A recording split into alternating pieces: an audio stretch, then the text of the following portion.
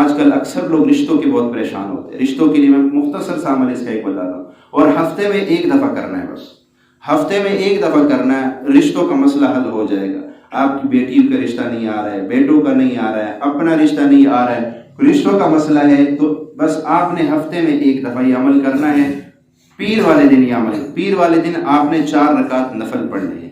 پہلی رکعت میں قل هو اللہ احد جو ہے وہ 10 مرتبہ, دوسری رکعت میں 20, تیسرے میں 30 اور چوتھے رکعت میں 40, یعنی 10 بڑھاتے جائیں. 4 رکعت نفل پڑھ لیں.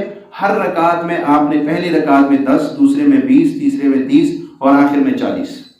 سلام پھرنے کے بعد آپ نے 70 مرتبہ جو ہے وہ اللہم اغفر لی یہ لفظ پڑھنا ہے. اس کا مطلب یہ, اے اللہ مجھے معاف کر دے, اللہم اغفر لی, اے اللہ مجھے معاف کر دے. 70 مرتبہ یہ, اور 70 مرتبہ درود ابراہیمی پڑھ کے پھر دعا مانگے اللہ سے. یہ عمل جو کرے گا رشتوں کے مسائل حل ہو جائیں گے, رشتے غیب سے اللہ تعالیٰ. اور اگر آپ کرو گے آپ کے نسلوں میں کبھی یہ مسئلہ نہیں آئے گا انشاءاللہ, رشتوں والے مسائل نہیں آئے. ایک عمل